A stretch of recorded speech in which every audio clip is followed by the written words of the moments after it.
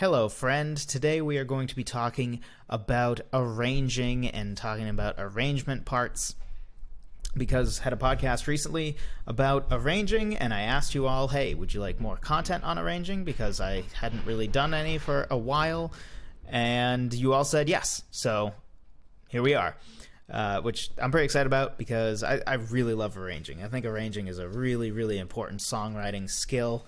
Especially if you're going to end up recording your songs, for sure, because sometimes the arrangement of your song can make or break a song just as much as other elements of, the actual songwriting process.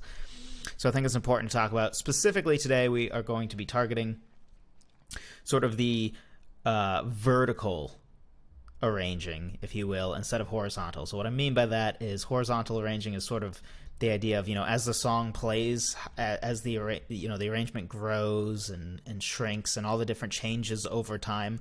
We're going to be talking a little bit less about that element, a little bit more about we're taking just the thickest part of this song and breaking down how all the parts sort of fit together and all sort of have jobs to do. If you're looking and you're like, wow, that's a lot of parts, don't worry, I'm not going to break down literally every single track. That would take forever. But we are going to break down some of the major parts here that are all sort of working together to create this really big sound, and some of the thought that went into some of those things. So that's the primary goal here. A couple of caveats before we begin. One is this song is not mixed. Okay, I am sending this off to get mixed. So it's going to be it might sound a tad bit muddy. It certainly isn't going to sound as clean and clear and crisp as it will post-mixing, but I'm just recording it right now. It's not mixed. Caveat number 2, might want to grab your headphones because some of the differences here are going to be kind of subtle. If you're listening through your laptop speakers, you might not even notice or hear them. So I highly recommend getting headphones for this. And caveat number 3, I haven't recorded vocals yet for this song or drums. You see drums here, yes, but those are fake, just programmed drums. That was just meant to help me record the acoustic guitar and rhythm because I really hate click tracks. So those are the caveats. Let's dive in. First thing to talk about here is that there are two main parts you see here, band and orchestra. Put basically, I consider the band instruments, the instruments, well, that, if you're on stage and there's a band playing, what are those instruments? So those instruments are going to be acoustic guitar, electric guitars, bass, drums, and piano. Probably put the vocals in here too. Vocals might even get their own group. And then orchestra is sort of everything else, the peripherals, the stuff that, might be behind, if you have a giant concert hall or if you're playing in a stadium, right, and you have a supporting orchestra and people doing synths and pads and stuff, they're all kind of behind the band. The band's on stage, really showing off, and the orchestra's kind of in the darkness a little bit, you know what I'm saying? So that's sort of what this orchestra part is.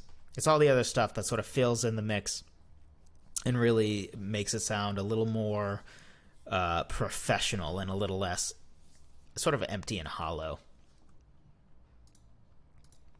So first thing let's break down is the band. The band is the main part here, obviously, right? Because overall, usually the experience of most songs is pretty band-centric, even if it's not a recording for a band.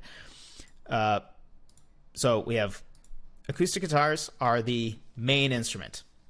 Those of you who have been a subscriber or podcast listener for Songwriter Theory for a while are going to understand what main instrument means when I say that. For the rest of you, sort of how I define that is the main instrument is sort of the instrument that everything else in theory is mixed around besides the vocal, right? Because the vocal is at the forefront of pretty much any mix, any song. Or another way of looking at it is the main instrument is the instrument that if you were to go up and play a song, assuming you played all instruments and assuming you could play any instrument, what is the instrument that if you were to go up solo and sing and play, what is the instrument that you would play that would best capture the song?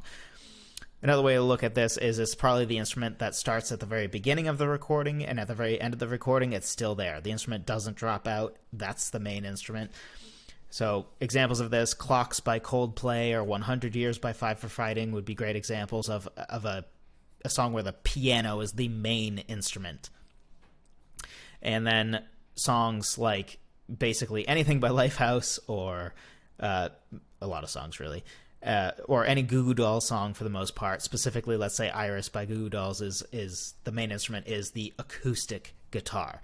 And you can usually tell when listening to these songs what that instrument is, but that's basically what it is. So main instrument here is the acoustic guitar, hence why it is at the top. Then we have our electric guitars that I'm calling foundation guitar here because they're doing power chords, bass, and then piano. Little fun fact about the colors. Those of you who played video games back in the day may know this, but a lot of times player 1 is blue, player 2 is red, player 3 is green, and player 4 is yellow. And at least the way I see music or band stuff is piano is usually my main instrument for most songs I write, so hence why it's blue. And then guitar is sort of the second one for me, and then bass is, tertiary. Not for all songs, but, generally I see it that way, and drums I see as that fourth instrument. Little fun fact why those are colored that way. Not that you care. I bet you're so glad that I just wasted 30 seconds talking about that. Sorry. Let's dive back in. So, let's take a quick listen to what the whole thing sounds like together, and then we'll break down specifically the band part.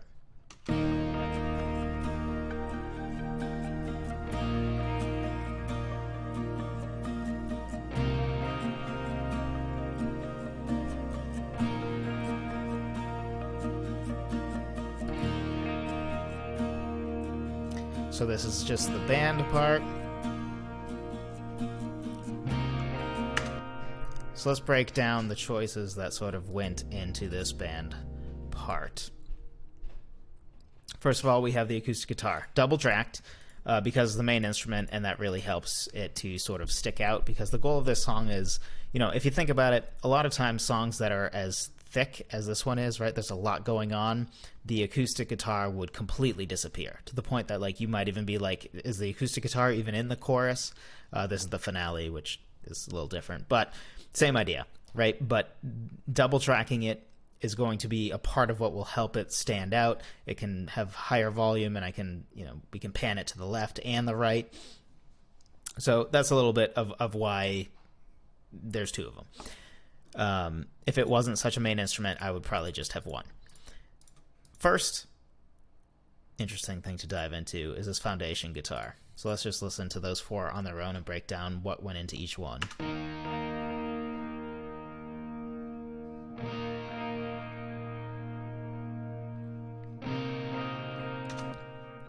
Okay, so that's a pretty thick sound that they all make together. Let's break down what went into that. So first thing, you'll notice I have foundation guitar 1, foundation guitar 2, and then N1, N2. What's up with the N? So the N is Nashville. So you may or may not have heard of Nashville Tuning. Put basically, Nashville Tuning is a tuning that is the same notes as your standard tuning, but all the lower notes are put up an octave so that the range in total that you have on your guitar is a lot smaller. So I can show you real quick sort of the difference in what this sounds like. So this is the guitar without any effects on it. These are playing the exact same part. Like physically, my fingers are in the same place for this on a regular guitar, and this on a Nashville, right? So much higher, right? Playing the exact same thing. So this is a nice easy hack to sort of get thicker guitars, because thickness often comes from different textures, it comes from different pitch ranges. There's more to it, but those are two of the big things this comes from. And these two together have a much thicker sound because there are added pitches, really, right? Because some of the notes that I'm playing here are actually an octave above this. So we'll turn the effects back on and then look at what else is going on here. Something else that's happening is I changed the pickups for each one of these so that for this one, it was probably on the more bass sounding, the rhythm pickup, and this one, the tenor pickup, and then again back to the rhythm, back to the tenor. So that way, for each type of guitar, right, Nashville and not Nashville tuning, I have different pickups going, and the effects are different. So this is distorted, right? This one is very clean and has sort of some reverb going on with some delays in there. This one is fairly similar to this one. Might even be the exact same effect. But it's in Nashville tuning, right? And then this one is back to distorted guitar. So when you add them all together, you get this. To really give that very large sound. So bass part here is pretty conventional. It's just, you know. And it here halfway through it goes to something to add a little energy, but that's a little bit more horizontally speaking. We're going to mostly be talking vertically today, like I said before. So next is piano. You might not have actually noticed piano. In fact, try to pick out the piano when I just play the band portions here.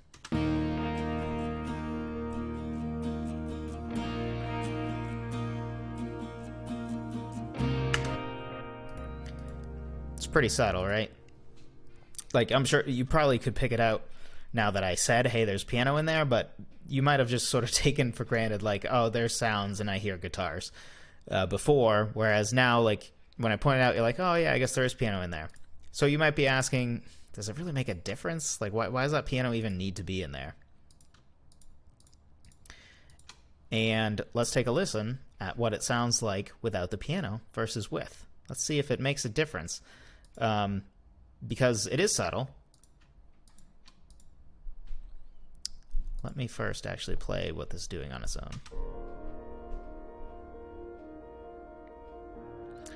So this is sort of adding texture. Just doing sort of arpeggio type stuff, because we really don't have much movement in a lot of these other parts. So like this, right? Like it's just laying a foundation. It's just one held power chord. And then this is basic rhythm guitar, right? So that's adding some texture, some rhythm for sure. The bass is also, you know, that's not moving much either, right? That's right there with power chords, just sort of setting a foundation. So the piano is actually what sort of gives it a little bit of movement. I don't know why multi-select's not working right now, but so let's listen to it without and then add it in and then take it back out so you can hear the difference. That even though it's subtle, it does impact the song a lot, which is going to be important here because that's a lot of what we're talking about.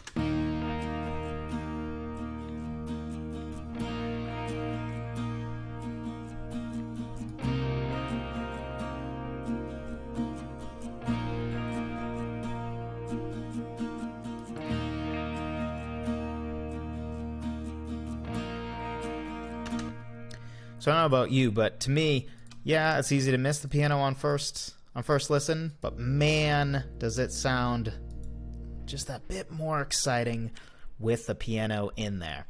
So that's what the band sounds like on its own. Now let's add in the orchestra to see what difference it makes.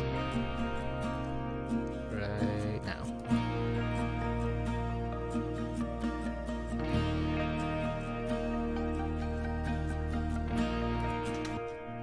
So pretty big difference. So let's take a look at this orchestra.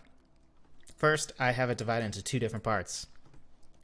One's a digital orchestra, one is organic. This is just to help me sort of separate out more organic sounds, like, for example, you see strings, organ, and choir, stuff like that. Sometimes I might have, like, you know, horns or whatever in there.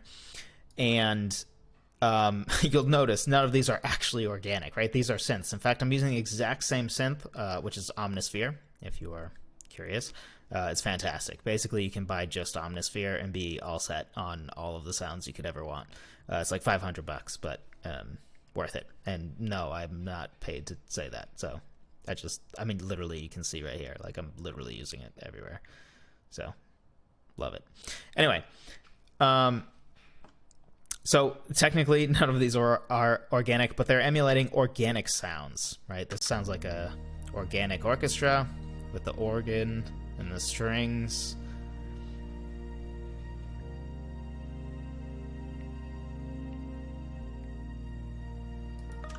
Right?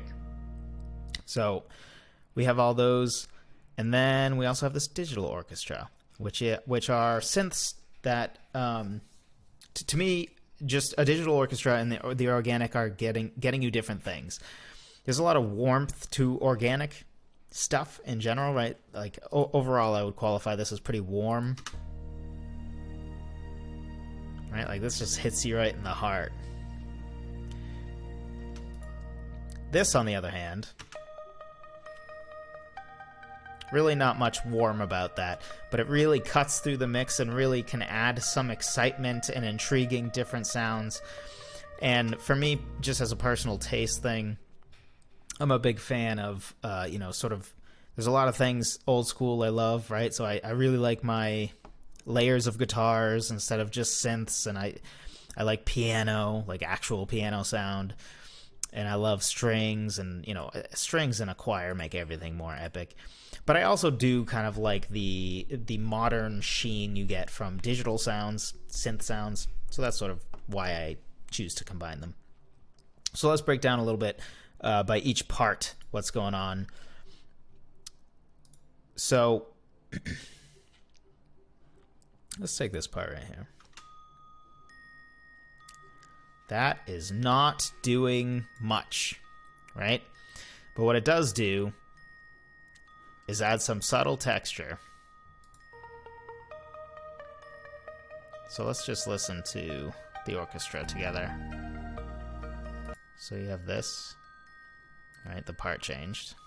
So let's do this.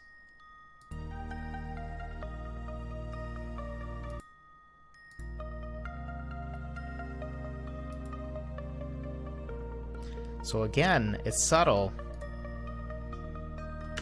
but once it's taken out, you notice. Something else, I know I said we're not going to talk too much horizontal, but note that it changes to sort of add energy. So it starts real simple, then it starts to be doing a little bit more of an active part, right? And then by here, it's really starting to add energy. There we go. So these are all subtle things that add up, that allow this finale to keep feeling like it's building and building without anything specifically standing out and being clearly changed. It's via a lot of subtle changes, which is the key thing here, or one of the key things. To me, like, you gotta think about the subtleties. It's kind of like that piano part, right? You easily could miss that, and yet if you take it away, you'd notice something's missing. That doesn't make it not an important part, right? Some other things to think about that's sort of going on here. You'll notice this is a high part, right? That's pretty high pitch-wise.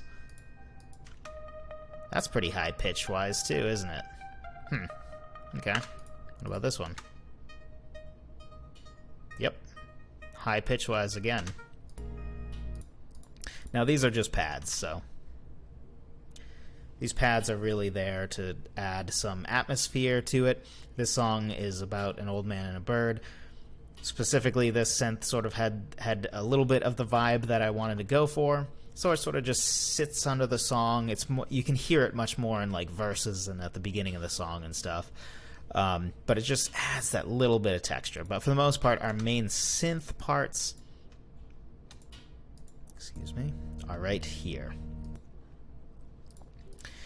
So you'll notice they're all high, right? Why is that? Is that by accident? No. If you listen to just the band, it's all pretty mid-rangey stuff.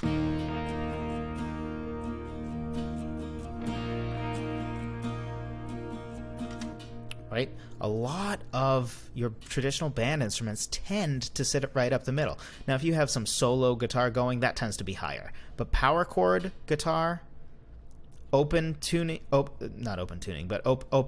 chords for your acoustic guitar, because I'm using like open E. It's technically E flat though, because I tune my guitars a half step down. Not important, but if you're somebody with perfect pitch and you're like, that's not E, I said it for you, so that you don't.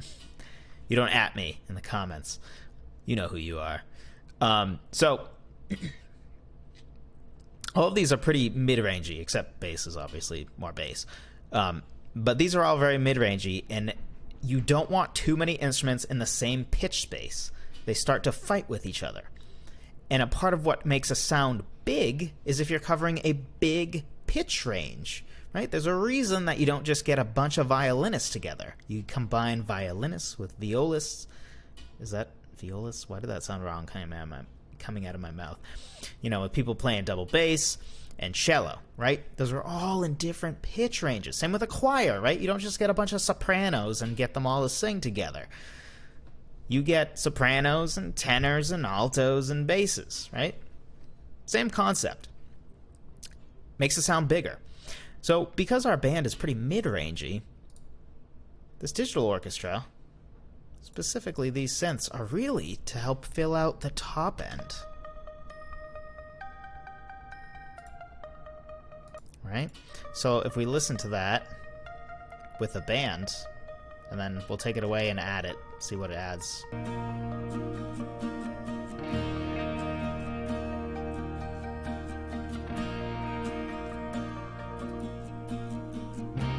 Top end's almost totally gone right now, right?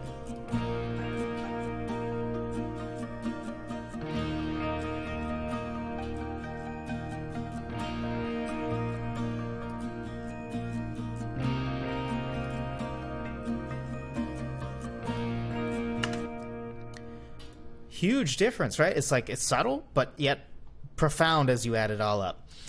So that's sort of the digital orchestra. Oh, also another thing I want to point out. Notice texturally as well. All of these are fulfilling different rhythmic concepts, right? So, whoops, didn't mean to leave that on.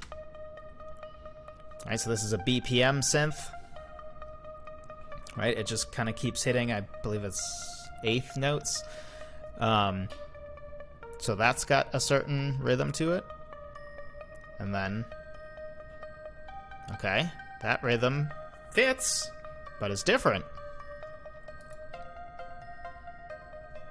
Right? So all these sort of add together to really create different textures. Something is always changing, right? They're not all hitting notes at the exact same time, and that really adds to the texture of this, so that these three things together create an interesting soundscape, which is an important element of this as well, right? So it's covering a different pitch range, and it's covering different rhythmic concerns than the band section, which is not to say there's not some overlap, right? So at the beginning here, right, when the power chords are all getting hit, so is this first note, right? So some things are going to overlap, of course, and that's good and fine. It even helps to accentuate, you know, the parts that should be accentuated, right? So like in this case, it's 4/4 time. If you accentuate the first beat and the third beat of each measure, what is that? A measure.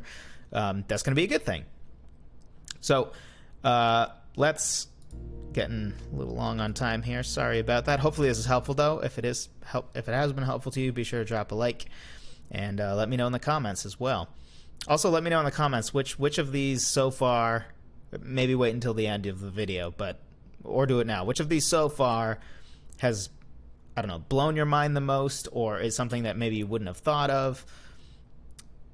I don't know. Let me know. So, Organic Orchestra. Let's take a listen to it alone again.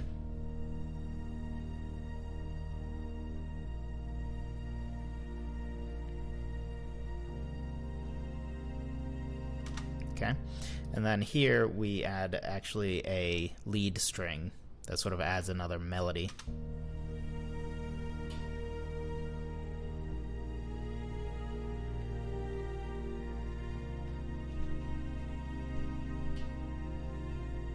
And no, that's not the vocal melody, if you're wondering. So we actually end up having sort of three different melodies. I sort of use this synth, nope, not this synth, this synth.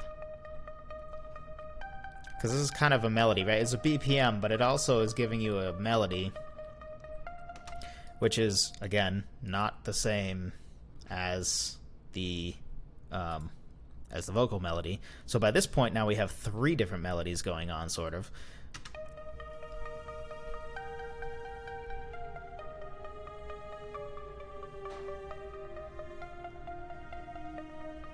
along with a vocal melody. So those sort of take, so you might have wondered, hey, this is a pretty big sounding part to not have lead guitar. Well, there's other things sort of doing the lead guitar job, adding melodies that add texture. But anyway, this is mostly conventional strings. We have a choir that's added here at the end.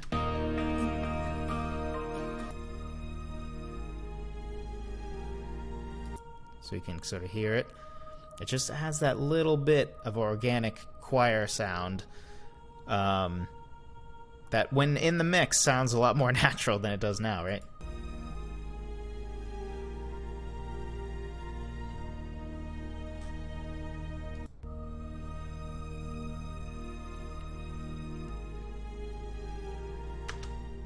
So that really helps that last part of the finale stand out.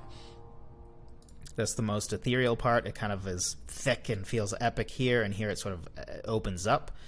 That adds to that. Another thing to point out is this organ. You'll notice, okay, that organ is pretty bassy. That is intentional. I actually use this to sort of thicken up the bass part. I really love a thick bass. Something that I recommend you do when you're creating your sound and when you're working on your sound is borrow elements from other music that you like. So, for example, I'm not a big EDM guy. I'm not a huge electric instruments person. I like them being supplementary pieces, complementary pieces, not the main pieces, right? That's why my band is the main stuff, right? The band stuff's the main stuff, and digital orchestra kind of just helps out, right? Like, you wouldn't build a song off just this, right? Like, that's not... Those are supplementary pieces. But something I really like about some electronic music, EDM type stuff, is they have such thick synth bass that's just killer. And I really like that. So I'm sort of borrowing that and giving it an organic twist by actually combining my bass, which is more traditional, band type bass, with an organ.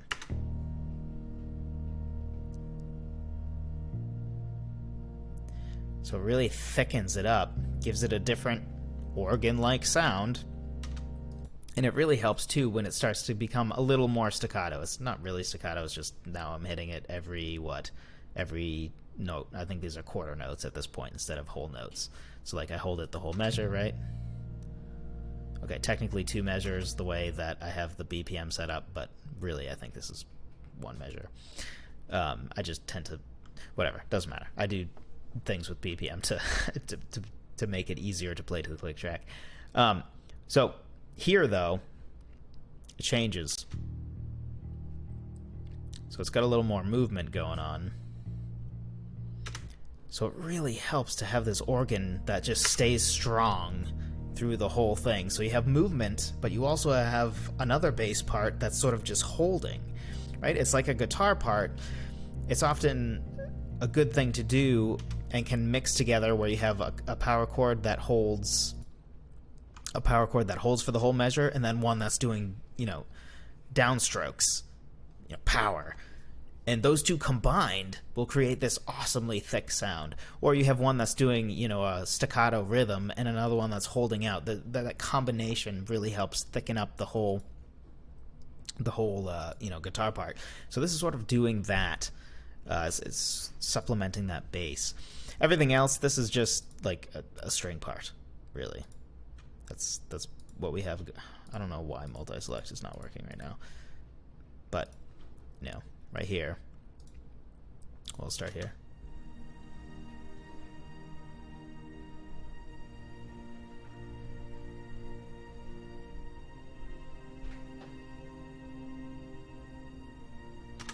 Not rocket science. If you want to know how to write parts like that, go watch the video I did on creating vocal harmonies, because it's all the same concepts.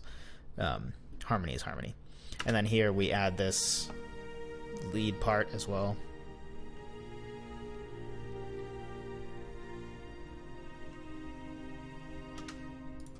So now let's listen to the band with the orchestra and without. And by orchestra, I mean organic orchestra. Then we'll add the digital back in, and we will conclude with that.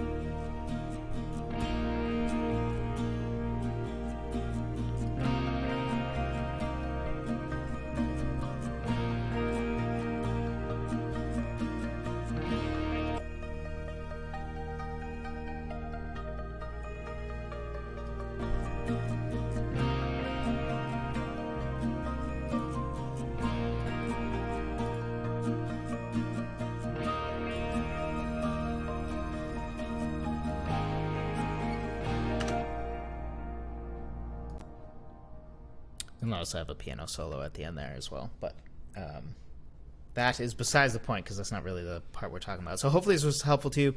If it was and you haven't already, be sure to drop a like. If there's something else specifically about arranging you'd like me to cover, or if there's something that you noticed in this song that you'd like an answer to, like, okay, that was an interesting decision, why did you do that? Or want me to revisit this song for some other arrangement stuff. There's I mean, I could spend, I don't know, hours explaining some of the thoughts that go into different parts of arranging any one song, really. So there's plenty of content to be had, plenty of things to learn from one thing. So hopefully this was helpful to you, and I will talk to you in the next video.